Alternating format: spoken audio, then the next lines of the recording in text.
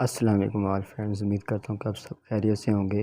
तो आज के इस बेसिक वीडियो में मैं आपको बताऊंगा कि बेसिकली क्रिप्टो करेंसी होती क्या है।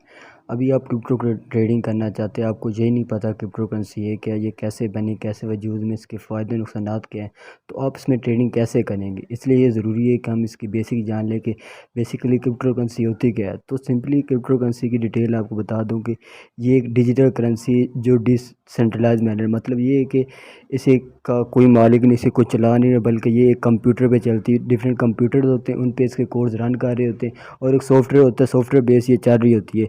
सॉफ्टवेयर बेस मतलब ये है कि रीजनल में ये नहीं है, ये सिर्फ इंटरनेट पे वजूद रखती है। नंबर ये सेकंड नंबर इस पर इनक्रिप्शन है। इनक्रिप्शन का मतलब ये है कि इसके पीछे हाईली एल्गोरिथम चल रहे हैं जिन्हें हैक करना मुश्किल नामुमकिन है। और इनक्रिप्शन से दूसरा सेकंड मतलब हम ये भी ले सकते हैं कि ये सबके सामने नज़र आ रही है कि वो वाकई चीज़ हो क्या रही है। अगर इसे सिंपल वर्डिंग में कहा जाए तो ये ऐसी करेंसी है जिसे कोई गवर्नमेंट या फिर कोई बैंक, सेंट्रल बैंक नहीं चला रहा है। जिस तरह भी हमारा पीके करेंसी होगा, इसे हमारा सेंट्रल बैंक, स्टेट बैंक चला रहा है, और ये इसकी ज़िम्मेदारी लेता है। अभी ये नोट मैं छाप रहा हूँ, मेरी ज़िम्मेदारी पे आप इसे यूज़ करें, मेरी ज़िम्मेदारी पे आप इसे इस्तेमाल करें। लेकिन क्रिप्टो करेंसी में ऐसा कुछ नहीं होता। ये ना ही फिज़िकल मनी है और ना कि इसकी कोई सिक्योरिटी लेता है। अभी ये बीटीसी मेरे पास है तो इसकी ज़िम्मेदारी सिर्फ मेरी और आपकी होगी। हाँ, अगर मैं सेंड कर रहा हूँ, आप मेरी ज़िम्मेदारी पे ले रहे हो, हाँ भी ये चीज़ मेरी है, मैं आपको दे रहा हूँ। आप इसी तरह आगे किसी को सेंड करें तो उस पर भी आप ज़िम्मेदारी लेंगे, हाँ भी ये मेरी ज़िम्मेदारी पे आप इस्तेमाल करें, आपको ये फ़ायदा देगा। अभी क्रिप्टो करेंसी की एक छोटी सी मैं आपको हिस्ट्री बता देती हूँ कैसे बना था। तो सबसे पहले अगर क्रिप्टो करेंसी की हिस्ट्री देखा जाए तो सबसे पहले जो कॉइन बना था उसका नाम था बिटकॉइन, और ये बनाया गया था 2009 में, जिसका नाम अभी इसका यानी कि ओरिजिनली हम नहीं पता, क्योंकि ये जो बंदा है टोटली अननोन है। लेकिन हाँ, ये कहा जाता है कि जापान का एक बंदा है जिसका नाम सटोशी नाकामोटो, वो कहते हैं हाँ भाई मैंने बिटकॉइन बनाया था और मेरी ये क्रिप्टो करेंसी का पेपर जो फर्स्ट इसका उसने लॉन्च किया था वही बताता है। और जब ये बिटसी लॉन्च हुआ था तो बहुत से लोगों ने इसके ख़िलाफ़ हो गए, भाई ये किस तरह, ना इसका फिज़िकल वजूद है, ना ये असल में हमारे पास मौजूद है, ना हम जो देख सकते हैं, ना ही कोई इसकी ज़िम्मेदारी लेता है, ना ही कोई गवर्नमेंट वगैरह इसे मानती है। तो उस वक्त इसको यानी कितना लोगों ने फेमस वगैरह नहीं थी, फेम वगैरह नहीं दिया था। लेकिन एक बंदे ने जब मेहनत की तभी, क्योंकि मेहनत का अल्लाह ने सिला तो देना होता है, तो उस बंदे ने मेहनत करके छोड़ दी। काफ़ी ज़्यादा लोग उसे माइन करते रहे। जब ये लॉन्च हुआ था बिटकॉइन 2009 में, तब इसकी प्राइस तकरीबन ये ₹1 के करीब बनती, कुछ 0 पॉइंट, अगर डॉलर की बात की जाए तो कुछ सेंट्स में बनती थी। लेकिन आज 2021 में जब मैं वीडियो रिकॉर्ड कर रहा हूँ तब इसकी प्राइस मैं आपको दिखा देता हूँ इंटरनेट पर इसकी प्राइस कितनी चल रही है। ये भी आपको इंटरनेट पे ले आए, आपको लाइव ये दिखा रहा हूँ कि अभी बिटकॉइन की प्राइस इस वक्त चल रही है $58,464। और अगर मैं आपको ये पीकेआर में करके दिखाऊँ तो पीकेआर में कुछ इसकी लाख से ऊपर प्राइस बनती है।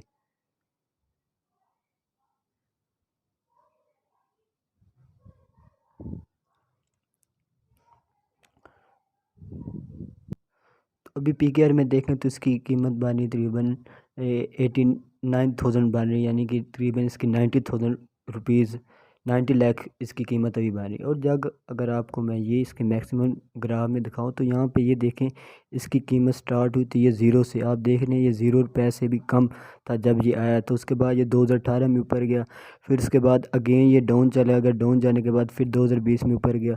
और अब अगर आप इसका ग्राफ देखें तो ये देखें, इसका ग्राफ फुल ऊपर जा रहा है।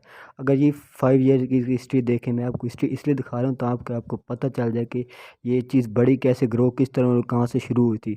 अगर इसका मैं 5 ईयर का ग्राफ दिखाऊँ तो उसमें भी आपको ये 2018 से शो कर रहा है कि यहाँ से ऊपर ही जा रहा है, यहाँ से ये नीचे नहीं आया। अगर आपको इसमें स्टार्ट की प्राइस बताऊँ जब ये लॉन्च हुआ तब कितनी थी, तो यहाँ पे आप देख सकते हैं कि बिट्स की प्राइस 2010 में ये $0.008 से $0.08 पर गई थी। मतलब इसने तकरीबन 100 गुना से भी ज़्यादा इसने एक ही साल में गेन किया था, 2009 से 2010 में।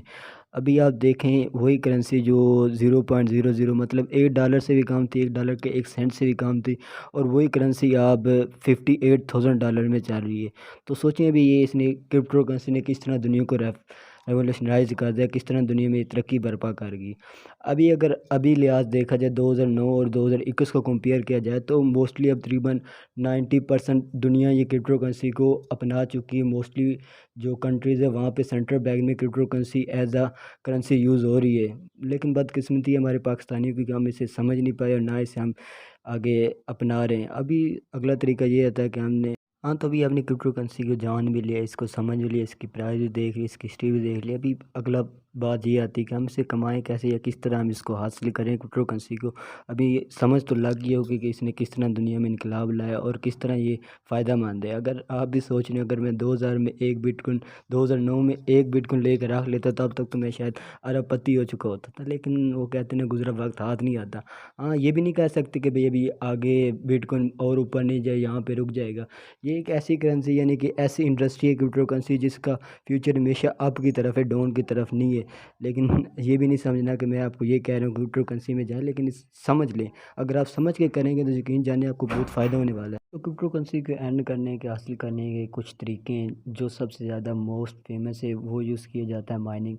माइनिंग का मतलब ये है कि जो हम फीस पे करते हैं क्रिप्टो करेंसी के एक वॉलेट से दूसरे वॉलेट में सेंड करने के लिए, तो उस पे कुछ फ़ीस लगती है।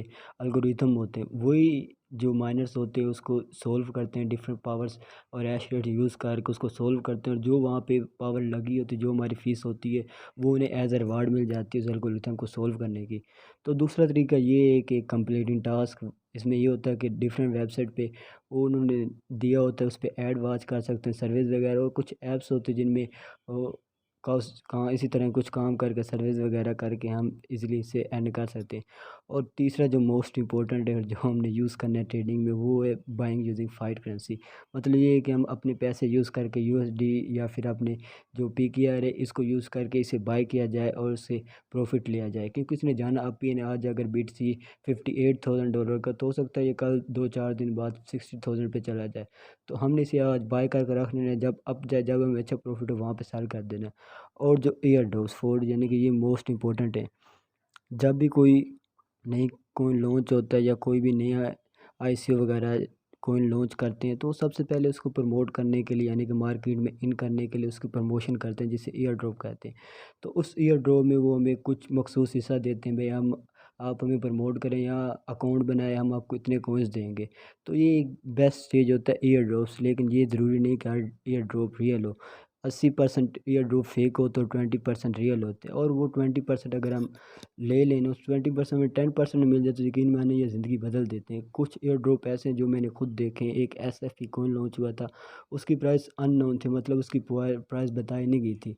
लेकिन जैसे वो लॉन्च हुआ तो उसकी प्राइस $3 से ऊपर चली गई, और लोगों ने वो फ्री में 45, किसी ने 200, किसी ने 300 एयर ड्रॉप से हासिल किए थे। तो अभी आपने इसे देख लिया। अभी आते हैं इसके फ़ायदे पे कि क्रिप्टो करेंसी के फ़ायदे क्या हैं। नंबर 1 पहले ये कि पीयर टू, मतलब ये कि हमें किसी तीसरे बंदे की ज़मानत की ज़रूरत नहीं होती। अब मैं और आप हैं, आप हम दोनों आपस में से शेयर कर सकते हैं। मैं आपको सेंड करूँगा, मुझे सेंड कर, तीसरे बंदे की हम ज़रूरत नहीं, ना वो ज़मानत देगा। दूसरा इसका ये फ़ायदा है कि ईज़िली एक्सेसिबल है। मतलब ये कि इसके लिए आपको ना ही उतनी ज़्यादा नॉलेज की चाहिए, ना ही आपको इसके लिए कोई बड़े-बड़े कंप्यूटर चाहिए, ना को आपको इसके लिए बैंक अकाउंट खुलवाना चाहिए, और ना ही वेरिफ़िकेशन चाहिए। सिंपल इसके लिए आपने एक वॉलेट का अकाउंट खोल लेना। वॉलेट का अकाउंट खोलने का यानी कि वॉलेट पे अकाउंट बना लेना। उस पे अकाउंट बनाने के बाद आप अर्न करें, बाय करें, उसमें रख लें, सेव कर लें। और नंबर 3 इसका ये है कि ज़ीरो वेट, मतलब इसका कोई वेट नहीं होता। ये नहीं कि जिस तरह हमारी पेपर करेंसी है, उसके जितने ज़्यादा नोट होते हैं उतनी हमारी जेब पे उस पे वज़न पड़ता है। लेकिन ये नहीं कि इंटरनेट पे मौजूद, इंटरनेट पे आप जिस तरह मैं मिसाल देता हूँ, आपने कोई एक मूवी डाउनलोड की 2 GB की, वो आपके मोबाइल पे वज़न है, मोबाइल के वज़न पे उसने फ़र्क तो नहीं डाला। फॉर एग्ज़ाम्पल, आपके मोबाइल का वज़न पहले था हाफ़ के जी कर लेता, आपने उसमें 15-20 मूवीज़ डाउनलोड करें, क्या उसका वज़न फिर 2 किलो बढ़ गया, 3 किलो बढ़ गया? ऐसा नहीं होता। ये भी क्रिप्टो करेंसी भी इसी तरह है, इसका वेट नहीं होता। और नंबर 4 जो सबसे अहम है, डिसेंट्रलाइज़। इसका यानी कि किसी का हक नहीं होता, ना ही किसका मालिक है। सिंपल बना के इसे कोडिंग के थ्रू बनाया जाता है, उसके बाद इसको कंप्यूटर पे चला दिया जाता है, और लोग आपस में इसे पीयर टू पीयर के थ्रू ईज़िली एक्सेस कर सकते हैं। लेकिन वो कहते हैं ना कि आज चमकती चीज़ सोना नहीं होती, तो इसके कुछ ना कुछ नुकसानात भी हैं। फॉर एग्ज़ाम्पल, पहला इसका नुकसान ये है कि इंटरनेट डिपेंडेंट है। हाँ, अगर जैसे कि मैंने कहा कि ये ऐसी करेंसी जो इंटरनेट पे अवेलेबल है। अगर कल को खुदा ना खास्ता अल्लाह ना करे इंटरनेट ही बंद हो जाए, तो फिर आप क्या करेंगे? कैसे इसे हासिल करेंगे? तो इसका सबसे बड़ा मसला ये है कि इंटरनेट डिपेंडेंट है। अभी यहाँ ये भी नहीं कि अभी हम ये तो नहीं कह सकते भाई सारी ज़िंदगी इंटरनेट चलेगा, नहीं चलेगा। ये डिपेंड करता है कि यार इंटरनेट की कंडीशन क्या है। जिस तरह अभी अक्सर होता है, मुल्क के हालात ख़राब हो जाते हैं तो इंटरनेट को बैन कर, जिस तरह कश्मीर में भी इंटरनेट पे पाबंदी लगी है। इस तरह हो सकता है आने वाले हालात में, अगर खुदा ना करे, अल्लाह ना करे कि ऐसा हो जाए। लेकिन वो कहते हैं ना, नुकसानात तो होते ही हैं, इसलिए बताना ज़रूरी था। दूसरा इशू ये है कि लीगलिटी इश्यूज़, मतलब ये लीगल कुछ कंट्रीज़ ऐसी जो इससे लीगल नहीं समझती, वो कहते हैं कि ये ऐसे नहीं, इससे हमारी मीशत को नुकसान हो जाएगा। वेल ये उनकी बात ठीक है, वो अपनी जगह ठीक है, क्योंकि मीशत को नुकसान होगा तो सही, क्योंकि काफ़ी लोग जो अभी आपको मैं मिसाल देता हूँ, क्रिप्टो करेंसी पे कोई टैक्स नहीं लगा, स्टिल अभी भी कहीं पे नहीं लगा। हाँ लास्ट में भी पिछले मंथ यूएस में जो बाइडेन ने कहा था कि हम 43% टैक्स इम्पोज कर लें, तो क्रिप्टो फील्ड को, क्रिप्टो मार्केट को ना बहुत बड़ा धचका लगा था। ये बिटसी मार्केट तकरीबन तमाम क्रैश हो गई थी। हाँ कुछ होती हैं, कुछ कंट्रीज़ वो कहती हैं इससे उनकी मैशत को इशू होता है तो वो उसे बैन कर देती हैं, यूज़ नहीं करने देते। इंडिया में लास्ट टाइम ऐसा हुआ तो उन्होंने कुछ करेंसीज़ को बैन कर दिया, तो भाई ये करेंसीज हम अपने कंट्री में यूज़ नहीं करने देंगे। बाकी मैशत का नुकसान इस तरह होता है कि जो लोग टैक्स पेयर होते हैं वो टैक्स से बचाने के लिए अपने पैसे को क्रिप्टो करेंसी में कन्वर्ट कर लेते हैं, क्योंकि वो फिर उनके साथ से जा तो ऑनलाइन हो जाते हैं और नए वगैरह उन्हें पकड़ नहीं सकता। नंबर 3, एक्सचेंजेस यानी कि ट्रेडिंग प्लेटफॉर्म जहाँ पे हम काम करेंगे, जहाँ पे हम ट्रेडिंग करेंगे। हाँ ऐसा हुआ है कि बहुत से एक्सचेंजर होते हैं, अभी लास्ट टाइम तुर्की में हुए, एक बहुत बड़ा एक्सचेंजर यानी कि फ्रॉड करके चला गया। एक्सचेंजर पे हमारे सारे पैसे होते हैं जहाँ पे हमने ट्रेडिंग करनी है, अगर वही बंद हो जाए तो फिर हम कहाँ से अर्न करेंगे। ऐसा काफ़ी बार होता है कि कुछ एक्सचेंजर होते हैं जो बड़े बड़े एक्सचेंजिंग प्लेटफॉर्म ये होती है, डिफरेंट ऐप्स होती है, वेबसाइट होती है जहाँ पे हम ट्रेडिंग करते हैं, अगर यही बंद हो जाए तो फिर भी हमारा बहुत ज़्यादा नुकसान हो जाता है।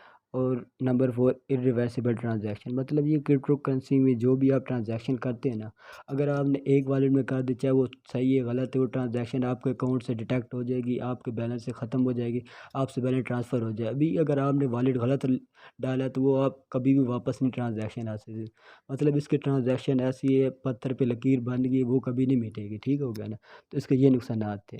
तो थैंक्स फॉर वॉचिंग, मिलते हैं नेक्स्ट वीडियो में और इसी तरह एक अच्छे मज़ेदार टॉपिक के साथ।